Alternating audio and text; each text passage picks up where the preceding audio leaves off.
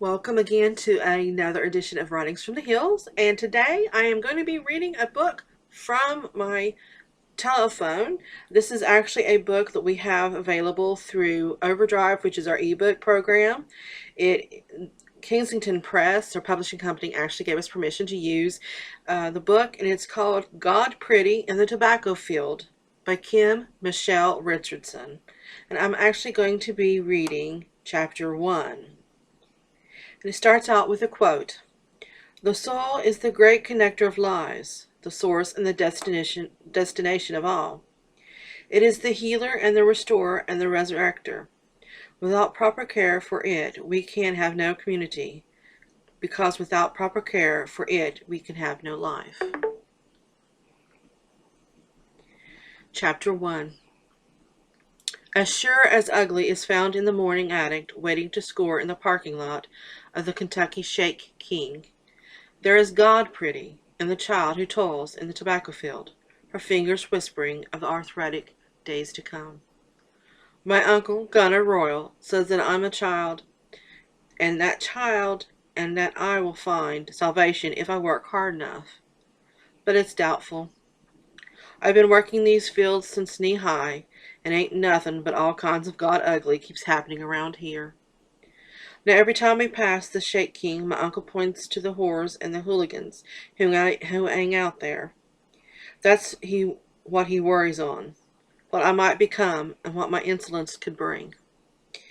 That's what makes him pour the bitter herbs into my mouth, and why he sends me out to work in the tobacco rows at daybreak.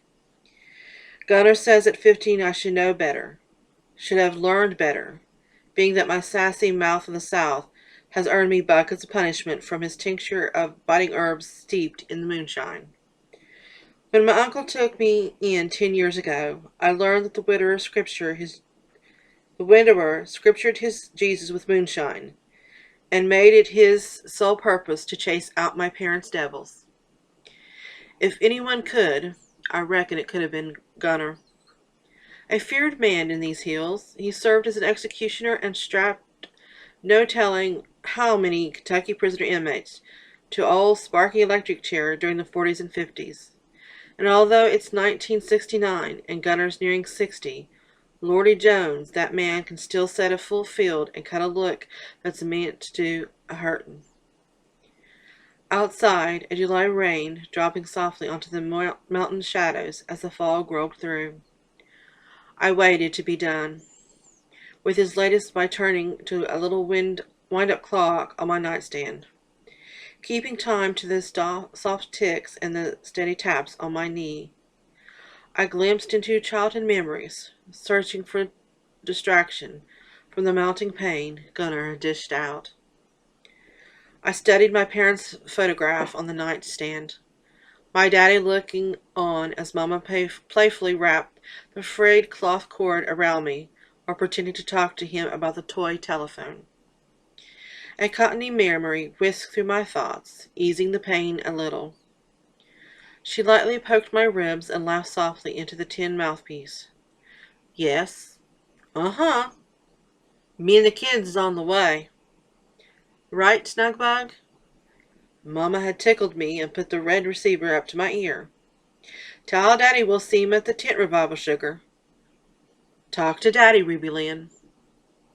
She coaxed, and I grabbed the old toy, raised the cord, and shook it at her, hissing like Dad's church snakes.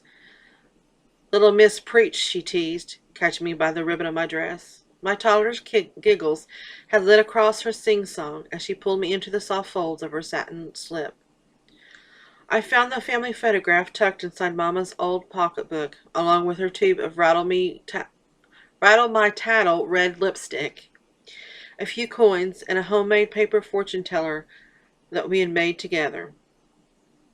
I slipped my thumb and forefingers into the worn paper pockets of the fortune teller, opening and closing it several times. I ran a finger over the tiny penciled portrait sketch of us on two of its triangle flaps. The third folded apron showed her sketch of a tobacco leaf. She had saved the last blank spot for me, resting a fingertip on the faded red heart and the strange streak through its center. I thought about my daddy's missing portrait. What could have been, and what should have been. It was a sad, broken heart that I barely remembered coloring into the empty space. But yet, it was my crayon drawing from a time before memories could snug root. If you would like to read more from Godpretty in the Tobacco Field by Kim Michelle Richardson, you can check it out through our ebook version through Overdrive. Just go to our website at www.briggslibrary.com and you'll see a link there. And please remember to tune in next week. Like us on Facebook and subscribe to our channel on YouTube. Thank you.